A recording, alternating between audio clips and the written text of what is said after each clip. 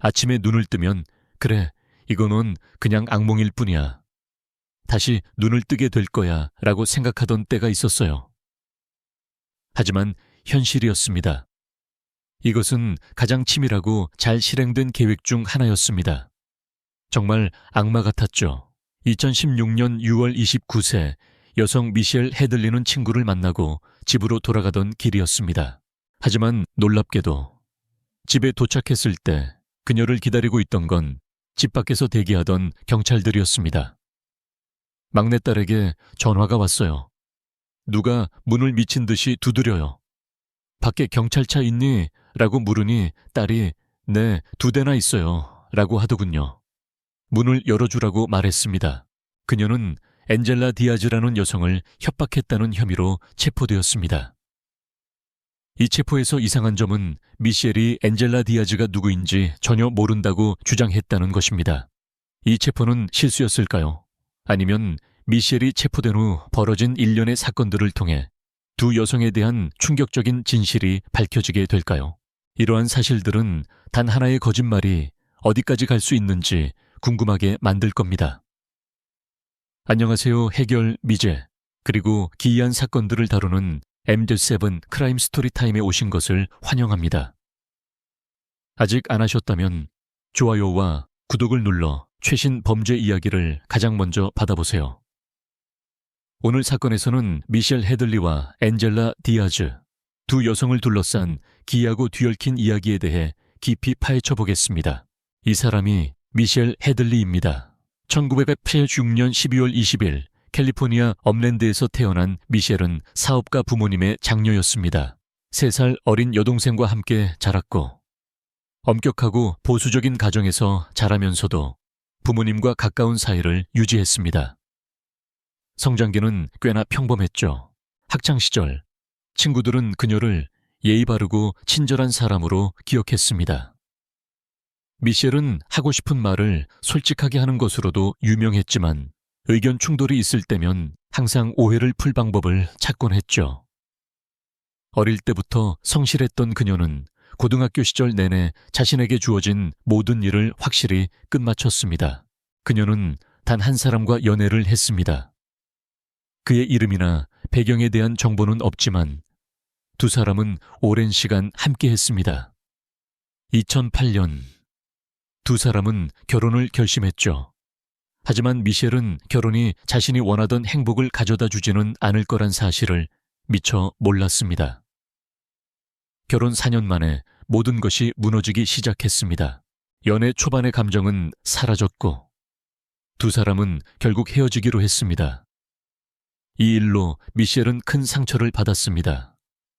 그녀는 자신에게 사랑은 인연이 아니라고 생각했죠. 그러다 2013년 이안 디아즈라는 남자를 만나게 됩니다. 그의 과거에 대해 알려진 바는 많지 않지만 미셸보다 9살 연상이었고 두 사람은 데이팅 사이트를 통해 만났다고 합니다. 이안과의 만남은 운명처럼 느껴졌습니다. 적어도 미셸에게는 그랬죠. 이안은 미 연방보안관보로 미셸은 마케팅 회사에서 일하고 있었습니다. 이안은 세심하고 무척 다정해 보였습니다. 이런 모습에 미셸은 마음을 뺏겼고 얼마 지나지 않은 2014년 가을 두 사람은 함께 살기 시작했습니다. 이안은 곧 미셸에게 청혼했고 결혼 날짜까지 잡았죠. 결혼 초 미셸과 이안은 아주 잘 맞는 것처럼 보였습니다. 하지만 겉으로 보이는 달콤한 관계와 달리 이안은 서서히 미셸이 전혀 예상치 못한 모습으로 변해갔습니다. 미셸은 이안을 항상 세심하고 다정한 사람이라고 생각했지만 시간이 흐르면서 그는 자기 혐오에 빠진 폭력적인 사람으로 변해버렸죠. 미셸은 그의 변화를 알아차리는데 어려움을 겪으며 큰 충격을 받았습니다.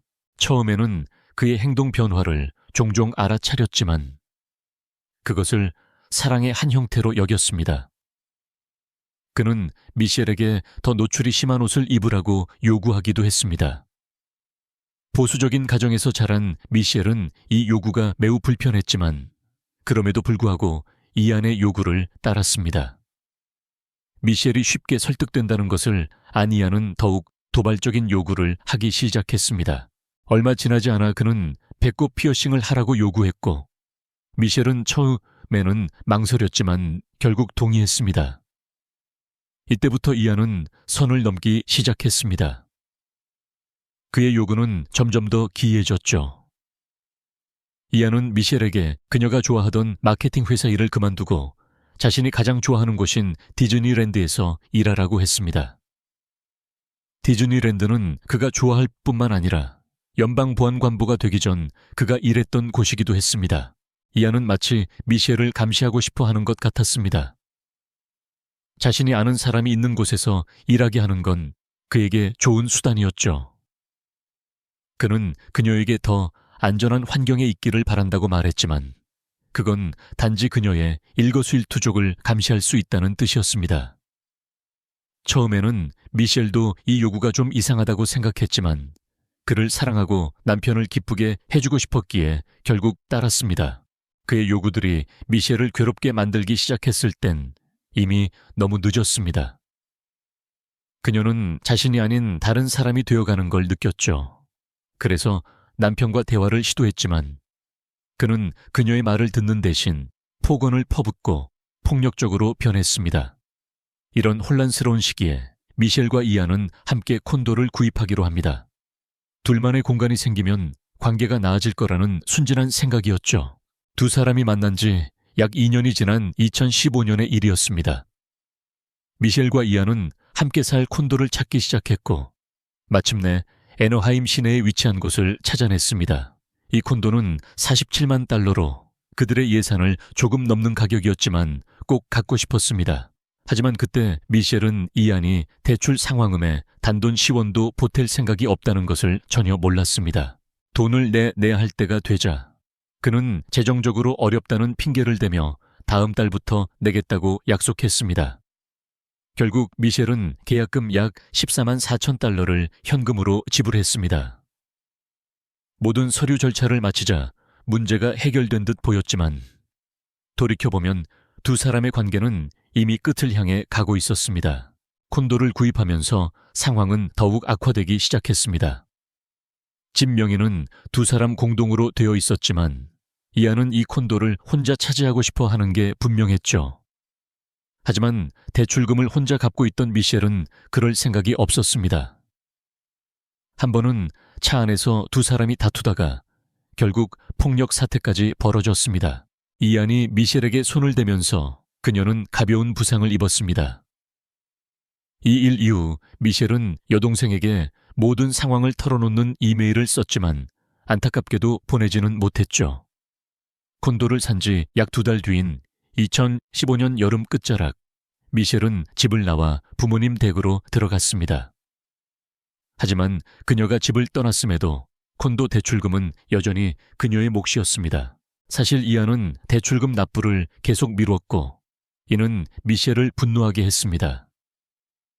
이때 그녀는 고액 연봉의 직장을 그만두고 싫어하는 디즈니랜드에서 일하고 있었죠. 수입 또한 예전보다 훨씬 적었습니다. 그녀는 분노를 누르고 이안에게 콘도 대출금에 대해 정중하게 물었지만 그는 답장 대신 그녀의 이메일, 전화, 문자를 모두 무시했습니다. 이로 인해 미셸은 폭발하고 말았습니다. 그녀는 그를 직접 찾아가기로 결심했죠. 그러자 이안은 대출금을 낼 의도가 전혀 없었다고 말했습니다. 미셸은 이에 격분했습니다. 이런 상황에서 그녀는 무엇을 해야 할지 몰랐죠. 그녀는 이안에게 그런 행동을 계속하면 그에게 좋지 않을 것이라는 꽤 강한 어조의 이메일을 보냈습니다. 이 이메일은 이안을 격분시켰고 그는 미셸에 대한 접근금지 명령을 신청했습니다. 하지만 그에게도 잘못이 있었기 때문에 경찰의 전적인 지지를 얻지는 못했죠. 미셸은 이안의 접근금지 명령 신청 사실을 알게 되었고 그가 콘도 구입 이후 대출금을 한 번도 내지 않았다는 사실로 즉시 맞섰습니다. 결국 두 사람은 부동산 변호사를 고용하여 이 문제를 완전히 해결하기로 합의했습니다. 판결이 내려졌을 때 판사는 미셸의 손을 들어주었습니다. 이안은 남은 대출금을 상환하라는 명령을 받았고 이를 이행하지 않을 경우 추가 벌금을 내야 했습니다. 이 판결은 당연히 이안을 화나게 했지만 그는 법원의 명령을 따를 수밖에 없었습니다. 이 골치 아픈 문제가 해결되기까지 꼬박 1년이 걸렸습니다. 2016년 두 사람은 완전히 헤어졌습니다. 미셸은 마침내 이 지독한 관계에서 벗어날 수 있었죠. 미셸이 인생의 새로운 장을 넘기고 있는 동안 이안은 여전히 씁쓸함을 느끼고 있었습니다. 그는 여전히 콘도에 살면서 대출금을 갚고 있었죠. 콘도 문제는 이안에게 큰 타격을 주었습니다. 무너진 삶을 다시 일으키려는 노력의 일환으로 그는 다시 데이팅 앱을 사용하기 시작했습니다. 이렇게 이안은 자신의 완벽한 짝이라고 생각했던 여성 엔젤라 오코넬을 만났습니다. 그녀에 대한 정보는 많지 않지만 1985년생으로 애리조나 피닉스 출신이라는 것은 알려져 있습니다. 엔젤라는 가톨릭 고등학교를 다녔고 2006년에 애리조나 주립대학교를 졸업했습니다. 2016년 1월 이안과 엔젤라는 만나자마자 즉각적인 불꽃을 느꼈습니다. 한 달 만에 이안은 청혼했고 곧 엔젤라는 이안의 콘도로 이사했습니다. 마치 엔젤라와 이안은 함께할 운명인 것 같았죠. 2016년 5월 엔젤라는 쌍둥이를 임신했다고 발표했습니다. 이안은 이 소식을 듣고 매우 기뻐했죠. 예비 부모에게 모든 것이 순조롭게 풀리는 듯 했습니다. 익명의 이메일이 혼란을 일으키기 전까지는요. 엔젤라는 당신은 이안에게 어울리는 사람이 아니야 라는 협박성 이메일을 받았습니다. 이 메시지에 엔젤라는 깜짝 놀랐고 자신의 전 남자친구일지도 모른다고 생각했습니다. 엔젤라는 이안과 결혼하기 전 제이슨 레이번이라는 남자와 잠시 사귀었지만 두 사람의 관계는 좋게 끝나지 않았습니다. 당연히 그녀는 이 익명의 메시지를 받자마자 그를 떠올렸죠. 하지만 한 가지 석연치 않은 점이 있었습니다. 엔젤라는 제이슨과 헤어질 때 모든 연락을 끊었기 때문에 그가 그녀의 새로운 관계에 대해 알기는 불가능했습니다. 도무지 앞뒤가 맞지 않았죠. 한편 이안과 엔젤라는 미셸이 구입했던 콘도에 계속 머물렀습니다.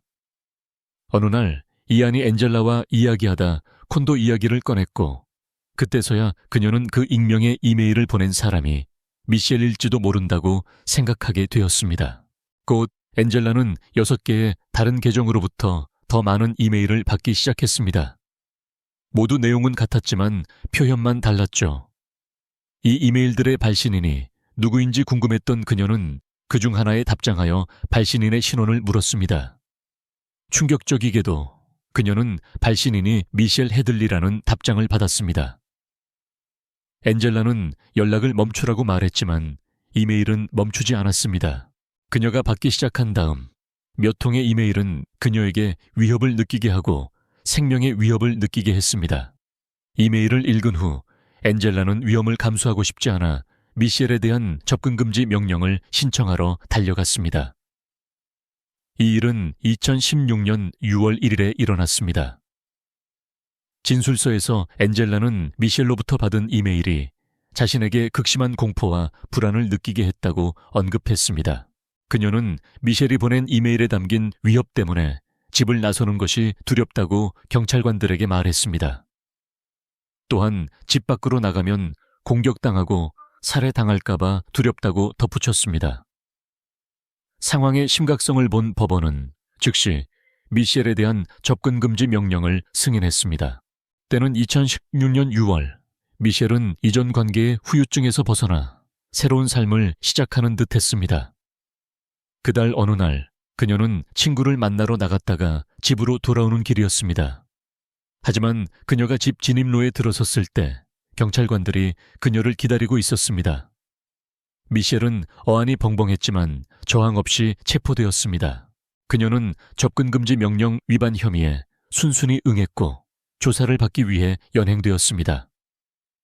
신문 중에 미셸은 엔젤라를 아는지 그리고 연속적인 이메일 협박에 대해 질문받았습니다. 이에 그녀는 엔젤라라는 이름은 들어본 적도 없으며 경찰관들이 계속 언급하는 이메일에 대해서는 전혀 모른다고 대답했습니다. 그녀는 심지어 자신이 함정에 빠진 것이라고 경찰관들에게 말했습니다. 구글 알림을 받았기 때문이죠. 그 일이 있기 일주일 전 그녀의 이메일 주소가 폐쇄되었다는 알림이었습니다. 같은 날 그녀는 마이크로소프트로부터 자신의 기본 이메일이 자신이 만든 적 없는 다른 여러 이메일 주소에 복구 이메일로 사용되고 있다는 경고를 받았습니다. 그녀는 이 사실에 불안했지만 애너하임 경찰서에 연락하여 이 문제를 신고했습니다. 그녀는 전 남편이 자신을 사칭하려 했을지도 모른다고 믿었습니다. 하지만 그녀의 노력에도 불구하고 아무도 그녀의 말을 들어주지 않았습니다. 반면에 경찰관들은 미셸이 그저 거짓말을 하고 있다고 생각했죠. 그들은 그녀의 말을 고려하지 않았습니다. 그래서 이제 미셸은 접근 금지 명령을 받게 되었습니다. 하지만 미셸이 몰랐던 것은 이것이 단지 시작에 불과했다는 것입니다. 여기서부터 상황은 더욱 걷잡을 수 없이 흘러가기 시작했습니다. 미셸이 접근 금지 명령을 받았으니 상황이 해결되었을 거라고 생각할 수도 있지만 그렇지 않았습니다. 얼마 지나지 않아 엔젤라는 자신이 올린 적 없는 크레이그리스트 광고에 대한 응답 이메일을 받기 시작했습니다. 이 광고에는 성적 강압 판타지를 모집하는 내용이 담겨 있었습니다. 이에 충격을 받은 엔젤라는 누군가 자신의 이름으로 계정을 만들었음을 알게 되었습니다. 하지만 이상한 점은 그 사람이 누구든 그녀의 정확한 정보를 가지고 있었다는 것입니다. 이 정보에는 그녀의 전화번호, 콘도의 전체 주소, 심지어 키우는 개의 품종까지 포함되어 있었습니다. 이안과 미셸을 제외하고는 콘도의 전체 주소를 아는 사람은 아무도 없을 것입니다. 그녀는 이안은 아닐 거라고 생각했죠. 이 생각을 곱씹으며 엔젤라는 다시 한번 죽을 것 같은 공포를 느끼기 시작했습니다. 그 사람이 누구든 자신이 사는 곳을 알고 있었기 때문에 집 밖으로 나가고 싶지도 않았습니다. 그녀는 계속 감시당하는 느낌을 받았고 누가 그랬는지 알 수 없다는 사실에 불안감을 느꼈습니다. 크레이그리스트 광고가 올라온 지 며칠 후인 2016년 6월 24일 엔젤라는 경찰에 신고했습니다. 하지만 이번에는 광고 때문이 아니었습니다. 이번에는 그녀가 공격을 당했습니다. 목에는 멍이 들었고 입고 있던 옷은 찢겨 있었습니다. 머리도 벽에 부딪혔죠. 하지만 그럼에도 엔젤라는 힘을 내어 9211에 신고했습니다. 경찰은 엔젤라에게 자신을 폭행한 사람을 알아보겠냐고 물었고 바로 그때 엔젤라는 미셸이라고 대답했습니다. 이번에는 경찰이 미셸을 확실히 체포했습니다. 그들은 접근금지 명령만으로는 그녀가 엔젤라를 해치는 것을 막기에 충분하지 않다고 생각했습니다. 미셸은 체포되었습니다. 감옥에 있는 동안 그녀는 부모님에게 자신의 체포 소식을 전했습니다. 보수적인 가정이었기 때문에 그들은 이 문제를 해결하기 위해 할 수 있는 모든 것을 했습니다. 미셸의 보석금은 $10,000로 책정되었고 그녀의 부모님이 성공한 사업가였기 때문에 그녀는 곧 보석으로 풀려날 수 있었습니다. 엔젤라는 다시 괴롭힘 이메일을 받기 시작했습니다. 미셸은 아니었겠죠. 글쎄요. 흥미로운 부분은 엔젤라에게 보내진 이메일이 실제로 미셸의 개인 이메일 주소에서 왔다는 것입니다. 엔젤라에 대한 비극적인 폭행이 있은 지 얼마 지나지 않은 7월 13일, 그녀는 다시 9211에 연락했습니다. 이번에는 콘도 밖에 서 있는 한 남자를 보았기 때문입니다. 경찰이 도착하여 그 낯선 사람과 이야기했을 때 그 사람은 자신이 엔젤라 디아즈라는 이름의 성적인 크레이그리스트 광고에 응답하고 있다고 말했습니다. 누가 광고를 올렸는지 궁금했던 경찰은 계정의 출처를 추적했습니다. 그것은 다시 한번 미셸에게로 곧장 이어졌습니다. 미셸이 이 모든 것에 대해 경찰에게 거짓말을 한 것일까요? 아니면 미셸의 이름을 사용한 다른 사람이 있었던 걸까요? 다음 날인 7월 14일, 경찰은 미셸을 다시 체포했고 이번에는 보석금을 100만 달러로 책정했습니다. 그녀의 부모님은 그렇게 큰 금액을 감당할 수 없었습니다. 미셸은 이메일을 보내거나 크레이그리스트 광고를 만든 것을 격렬하게 부인했습니다. 그녀의 부모님은 미셸을 믿었습니다. 그녀가 누구에게든 위협을 가할 유형의 사람이 아니라는 것을 알았기 때문입니다. 미셸의 부모님은 이 게임을 하는 사람이 누구든 딸을 계속 체포하게 할 수 있다고 생각하여 변호사를 고용하기로 결정했습니다. 미셸이 두 번째로 수감되는 동안 엔젤라를 향한 위협과 이메일은 다시 중단되었습니다. 3개월이 지나고 엔젤라에게는 모든 것이 평화로워 보였습니다. 한편 미셸의 부모님은 미셸을 사칭하는 익명의 인물이 누구인지 알아내기 위해 최선을 다하고 있었습니다. 진상을 파악하기 위해 그들은 누가 그녀의 기록에 접근할 수 있었는지 알아야 했습니다.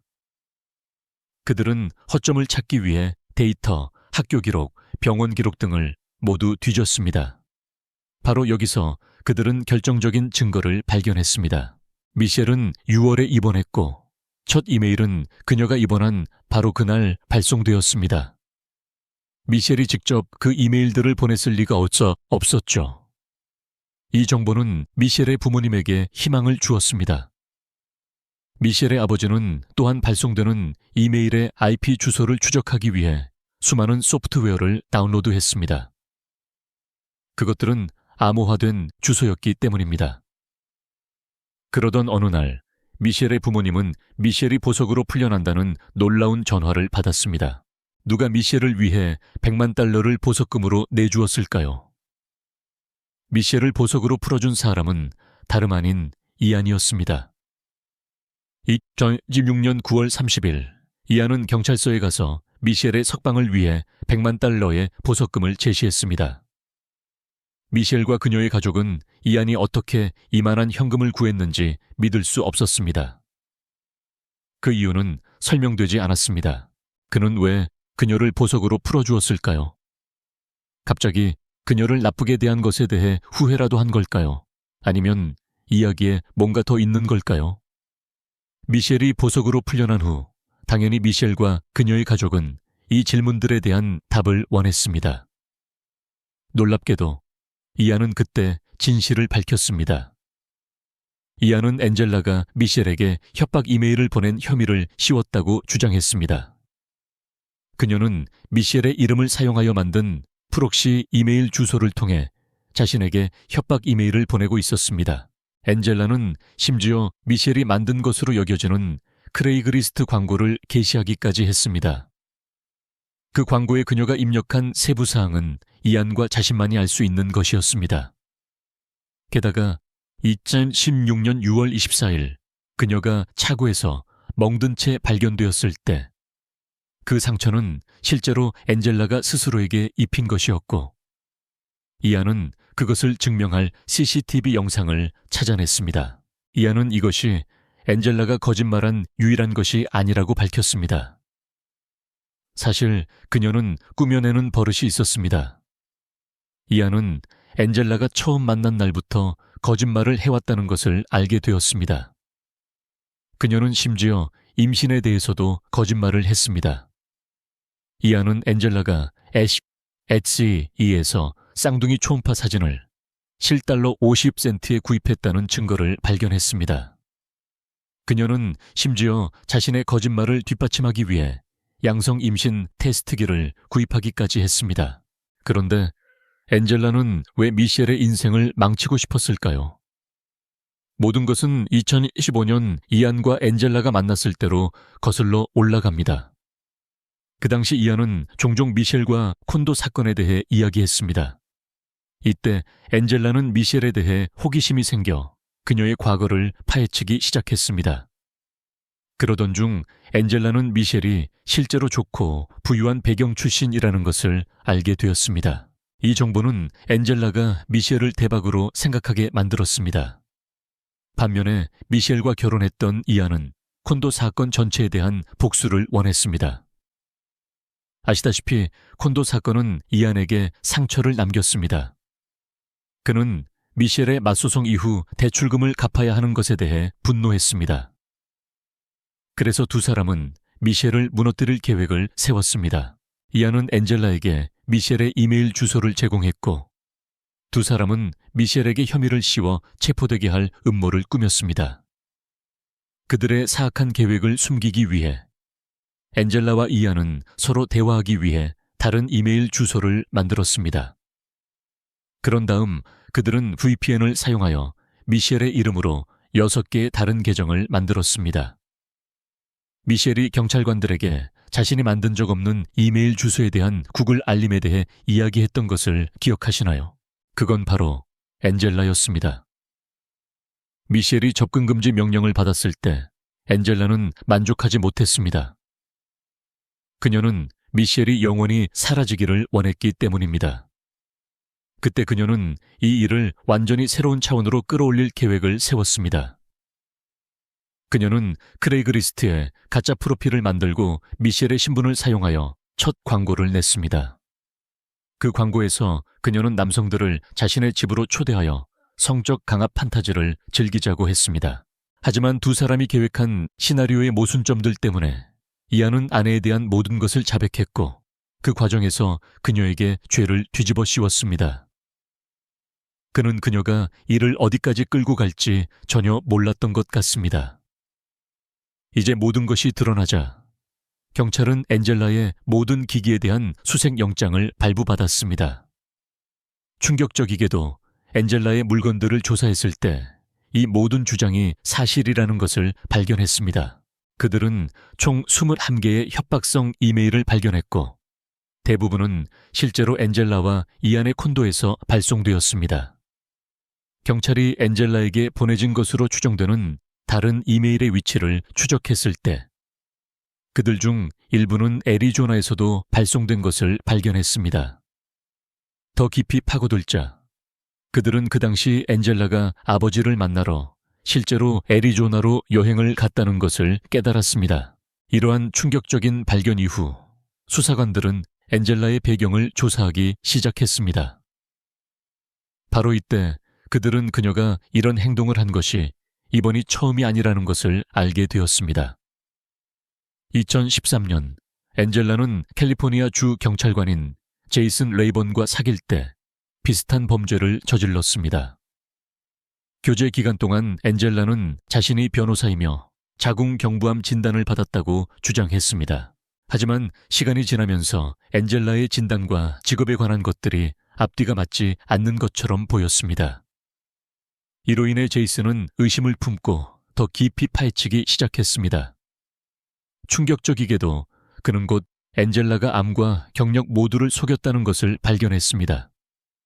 당연히 이 일로 제이슨과의 관계는 끝났습니다. 2019년 1월 6일 진실이 공개된 지 거의 3년 만에 엔젤라는 자신의 범죄로 구금되었습니다. 오렌지 카운티 지방검찰청은 미셸의 누명을 벗겨주었고 3일 후 미셸의 생명 위협 및 폭행 기록은 마침내 삭제되었습니다. 제 인생에서 가장 충격적인 경험이었고 마침내 끝났다는 사실이 기쁩니다.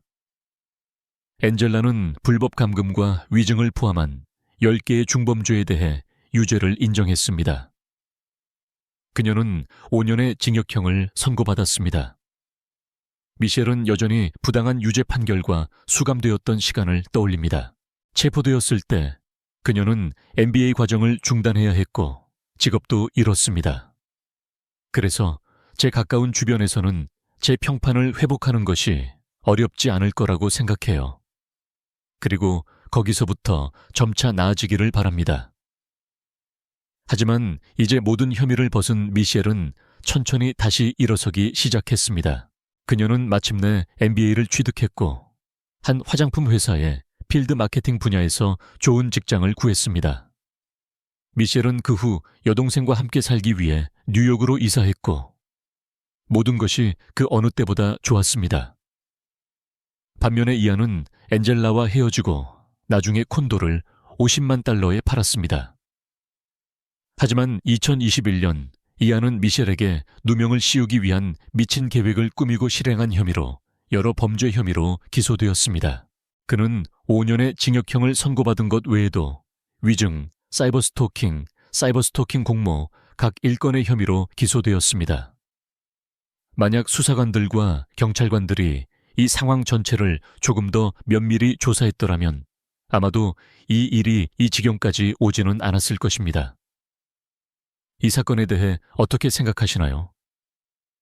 엔젤라와 이안이 이 계획을 꾸밀 때 도대체 무슨 생각을 하고 있었을까요? 여러분은 미셸이 결국 완전히 누명을 벗었다고 느끼시나요? 이 사건에 대한 여러분의 생각을 아래 댓글로 남겨주세요. 더 흥미로운 실제 범죄 이야기를 위해 저희 채널을 좋아요, 공유, 구독하는 것을 잊지 마세요. 시청해 주셔서 감사합니다.